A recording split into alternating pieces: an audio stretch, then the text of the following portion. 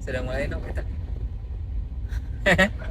Mudah-mudahan suara jelas ya. Soalnya kita nggak pakai clip on mic. Betul, kita nggak pakai. Jadi ya mohon maaf teman-teman kalau misalnya ada suara-suara knalpot racing. Tapi insya Allah nggak akan ada suara cekikikan kuntilanak kok. Aman ya Aman. teman-teman, walaupun ini kiri kanan hutan ya, tapi ini masih hutan Pemda ya, jadi Eh, bukan hutan lindung ya, jadi nggak perlu kita takutkan.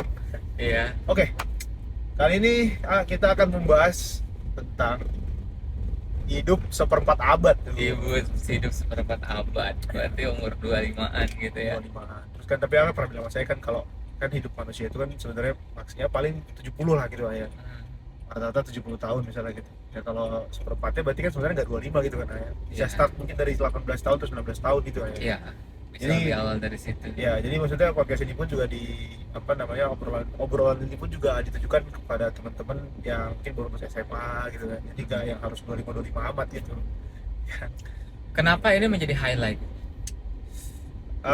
Kembali lagi nih ya, polemik usia saat ini dan kondisi saat ini in this economy. In this economy Seringkali quarter life ini sering disandingkan dengan kata crisis. crisis. Ya, Jadi orang ngomongnya udah crisis aja ya. iya, jadi udah quarter life crisis. Jangan zaman saya kan taunya crisis itu kan game. Sih taunya itu penjahat Satria Wajah Hitam. Nah, saya pernah dengar juga, cuman kalau yang game ini saya lupa nama gamenya apa sih, pokoknya tembak-tembakan lah ya. Time Crisis kalau nggak salah di Time crisis. kalau zaman A dingdong kali ya namanya. Kalau saya Time Zone, zaman saya Time Zone. Time zone. Time Zone ya kan, itu ada namanya Time Crisis. Jadi saya baru tahu di usia sekarang ternyata krisis itu intinya ya, ternyata sesuatu yang apa namanya, cukup negatif gitu, krisis gitu ya. Nah, ini tuh apa namanya, in this economy ini quarter life crisis ini semakin terasa gitu aja. Ya. Khususnya di teman-teman yang khususnya ya di teman-teman usia saya gitu kan, yang memang apa namanya, ada yang baru lulus sekolah, ada yang baru lulus kuliah di usia 22, biasanya startnya kan S1 biasanya itu. Ya. Satu umur 22. Nah, itu sekarang saat ini tuh susah lah gitu, Ya. untuk menjalani kehidupan gitu. Ya. Menjalani kehidupan, apalagi menjalani kehidupan yang sesuai dengan ekspektasinya gitu. Wah. Wah. Itulah dia ya. Padahal kan dia bukan pencipta takdir kan. Itu dia, itu ya, itu yang nanti akan masuk ke dalam pembahasan kita gitu. Dan ini juga saya mau apa namanya, mau bahas itu dari sisi overthinking kan. Nah, jadi quarter life crisis ini membuat diri menjadi overthinking. Hmm. Dan sendiri pernah bilang sama saya bahwa di data KUA apa namanya, terdata bahwa tingkat pernikahan tuh sekarang nggak setinggi dulu gitu kan ya.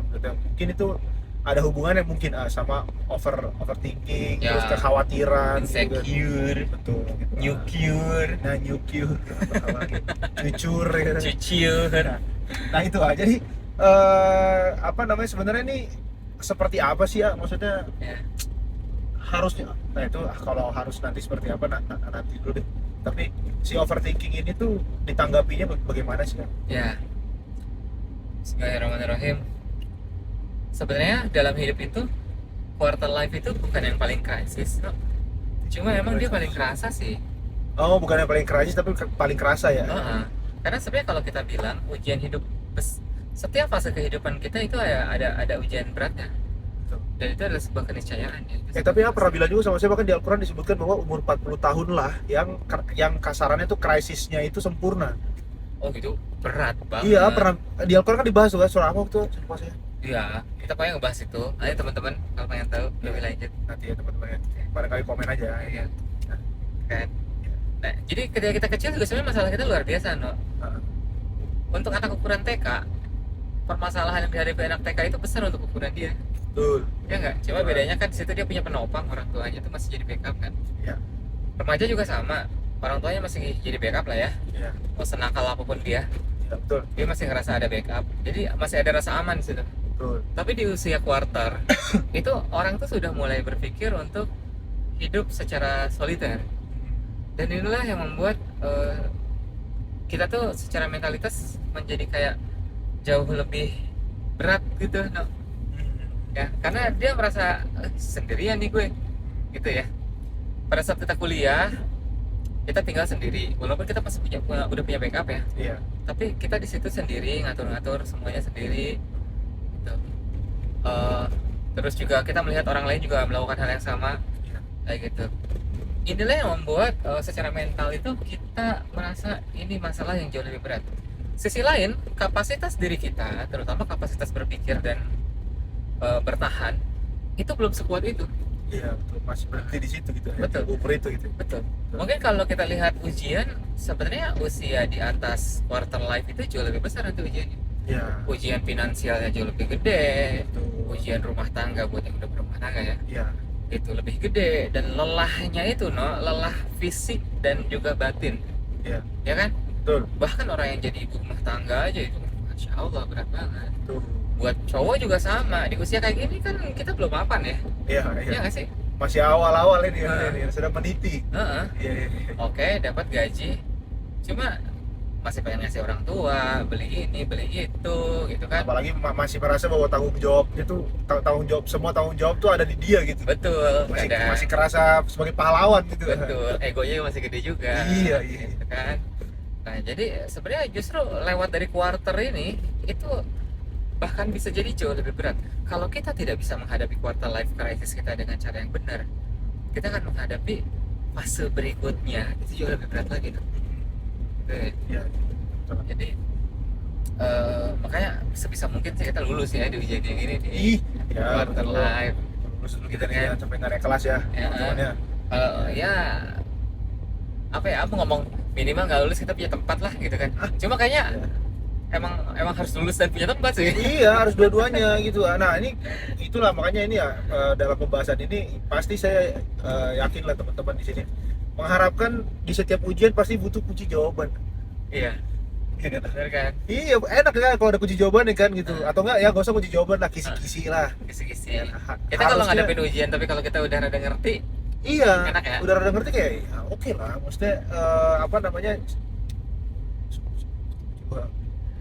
Oh, ya pokoknya apa namanya ujian, mau ujiannya susah juga sekalipun, kalau misalnya kita udah tahu bahwa apa nanti akan keluar soal itu dan bagaimana cara menjawabnya, itu akan lebih ini. Nah, dalam situasi ini gitu Pak, bagaimana untuk mungkin bisa meredam atau bahkan mungkin menghilangkan kekhawatiran terhadap quarter life crisis ini gitu. ya. Jadi terutama tadi ya, untuk yang antum sorot itu overthinking ya, Ya. overthinking dan juga insecure gitu. Karena Al-Quran tuh udah ngasih tahu kita ya bahwa kita tuh jangan terlalu banyak untuk memikirkan sesuatu yang belum terjadi. Kita mempersiapkan harus, Ya. ya, mempersiapkan. Artinya kita fokus pada proses, Oke. ya. Kita fokus pada apa yang mau kita capai, ya ini yang kita lakukan. Itu penting, dan itu adalah bagian dari sebuah perencanaan. Nah, ada hal yang unik ketika orang itu insecure atau di overthinking. Biasanya dia punya target atau pencapaian, tapi dia tidak pernah membangun kapasitas diri, sehingga dia ngerasa mentok, no? Gitu. Ya, dalam urusan apapun, baik itu bab hati, bab ekonomi gitu kan, dia pengen jadi orang kaya, tapi dia merasa kapasitas yang dia miliki itu nggak mumpuni untuk jadi orang kaya. Ya jadi cuma udah itu kerja cuma mikir aja gitu ya, Nah. tapi tidak melakukan Iya. langkah kecilnya gitu. Bahkan kayak dia bingung gitu kan, ayo pikirin aja gitu ya. Urusan asmara gitu juga, ya sama, ya kan? Yo. Dia udah punya nih target atau pencapaian nikah tahun ini, tapi dia tidak tahu bagaimana caranya saya bisa menikah tahun ini. Gitu. Iya. Ya, pakai sabuk tahu tuh. Ini yang nonton dari tadi gemes sekali ya. Sabuk lah Kalau gitu. ini orang-orang perfeksionis nih biasanya nih, Bang. Kok nggak dipakai sih? Iya. Soalnya ini mobil lama, jadi nggak berisik teman-teman kalau nggak pakai sabuk, ini lupa kita. Kalau mobil sekarang kan udah ada pengingatnya kalau ini. Walaupun kadang suka sembarangan juga orang nyolok-nyolok aja di belakang. Nyolok kayak hidung gitu. Bukan. Di belakang sini biar nggak berisik gitu. Masa nyolok ke CEO, jangan. Jangan teman-teman. Ya. Seperti itu ya. Berarti memang intinya seringkali secara realita mereka tuh hanya memikirkan gitu ya, tidak Betul. melakukan langkah apapun walaupun langkah kecil gitu ya, tidak Iya. apa. Atau dia memang tidak tahu aja gitu, no. Oh, bisa juga Nah, seperti itu ya, dia nggak betul, tahu aja ya. betul. Ah, Dan apalagi kemudian ketika di sini kita membahas tentang rezeki gitu, no ya, iya, gitu. Terus kita tervalidasinya adalah rezeki nggak akan terputar, nggak akan tertukar, tertukar. ya. Iya.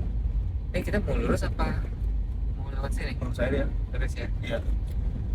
Dan tapi kita harus paham bahwa konsep rezeki itu adalah takdir yang harus diupayakan. Dan kadang dia memiliki limitasi, no. Oke. Gitu ya. Iya, iya. Jadi ketika memang tidak diupayakan dia terlewat, bisa jadi terlewat. Bisa jadi ya. Heeh, Bisa jadi. gitu. Jadi untuk kita bisa sampai memantaskan diri kita emang tetap harus ada nilai upaya yang harus kita lakukan juga. Gitu. Oke, oke, oke, oke. Ya, itu tadi ya seperti tentang apa namanya? Tadi ya soal asmara gitu ya juga ya. Jadi emang Ya.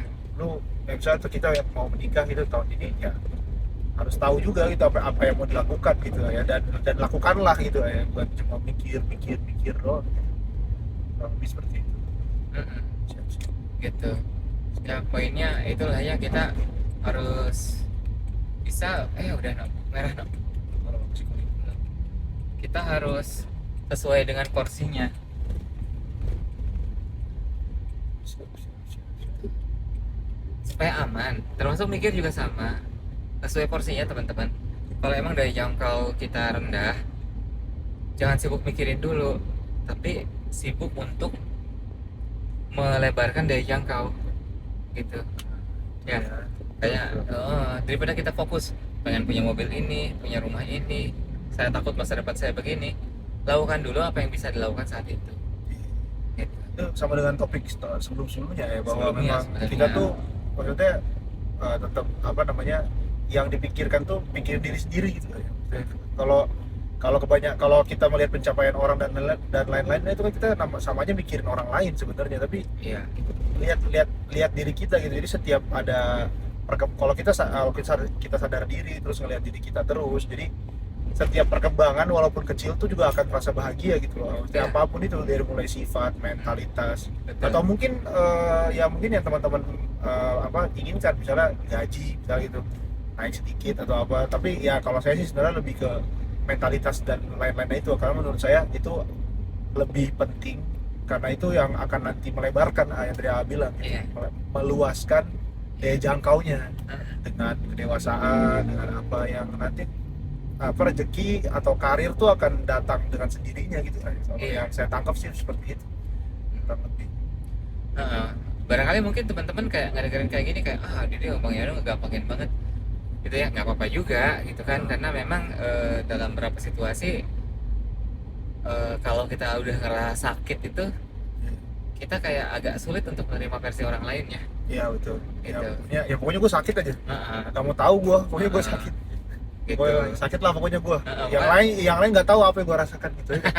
Pokoknya udah gue yang paling sakit gitu kan. Gue yang paling sakit. Ya. Gue yang paling apa pokoknya. Nggak apa-apa juga kalau emang teman-teman lagi pengen banget ada di situasi itu, cuma jangan kelamaan, karena itu tadi ya, teman-teman lagi sakit. Kalau sakit terus-terusan tuh itu kasihan gitu ya, kasihan. Kan kalau kata ada sebuah minuman probiotik kan, cintai ususmu ya kan. Nah, Minum ya. sayangi badanmu lah teman-teman ya. Sayangi badan, kan otak, pikiran, hati itu teman-teman.